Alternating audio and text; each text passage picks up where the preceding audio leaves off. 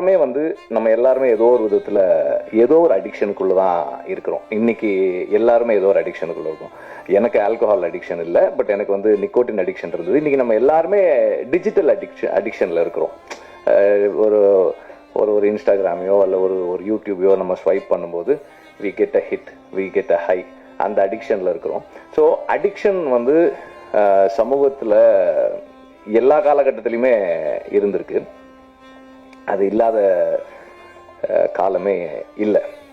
இன்னைக்கு ரொம்ப அதிகமாக இருக்கு.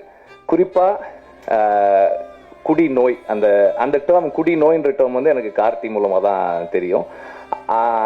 அதை அண்டர்ஸ்டாண்ட் பண்ணுறது ரொம்ப முக்கியமாக.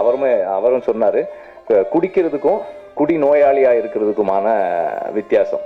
அதை இது ரொம்ப அழகாக பேசுது. இப்போ ஒரு 25 வருஷத்துக்கு முன்னாடி, ஒரு 30 வருஷத்துக்கு முன்னாடினா ஒரு ஊரில் அல்லது ஒரு தெரு இருக்குன்னா அதில் ஒரு 5 வீட்டில் இருக்கிற ஆண்கள் குடிப்பாங்க.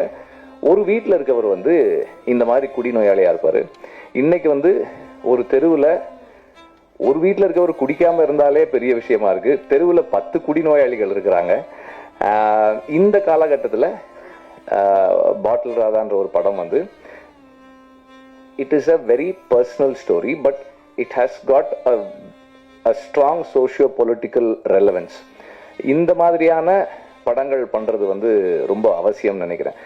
ஒரு தனி மனிதனுடைய வாழ்க்கை it is a political expression தான்.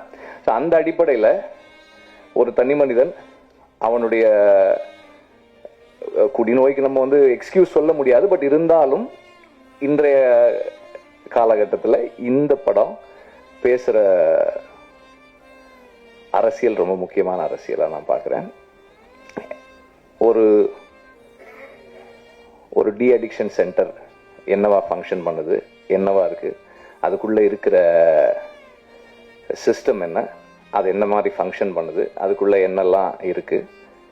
அப்புறம் ஒரு ஃபேமிலி ஒருத்தர் ஒரு அடிக்டாக இருக்கிறதால, அது எந்த விதமான அடிக்ஷனாக இருந்தாலும் ஒருத்தர் ஒரு அடிக்டாக இருக்கிறதால அவரை சுற்றி இருக்கிறவங்க என்னெல்லாம் இழக்கிறாங்க, அவருடைய நண்பர்கள் என்ன ப்ராப்ளம்ஸ் ஃபேஸ் பண்ணுறாங்க, அந்த ஃபேமிலி என்ன ப்ராப்ளம்ஸ் ஃபேஸ் பண்ணுது, இதை ஒரு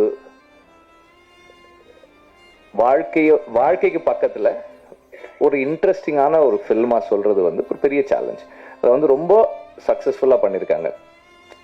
இப்படி ஒரு அமீர் சொன்ன மாதிரி ஒரு என்கேஜிங்கான narrative. At the same time this is a film of positive possibilities. இது ரொம்ப ரொம்ப ஒரு பாசிட்டிவான ஃபில்ம். இதுல எல்லாருக்குமே ரிடெம்ஷன் இருக்கு. எவ்வளவு டார்க்னஸ் இருந்தாலும், நீங்க எவ்வளவு கீழே போனாலும் நாம நினைச்சா நம்ம அந்த அதுல இருந்து மீண்டு வந்துடலாம்னு சொல்ற ஒரு படம் இது.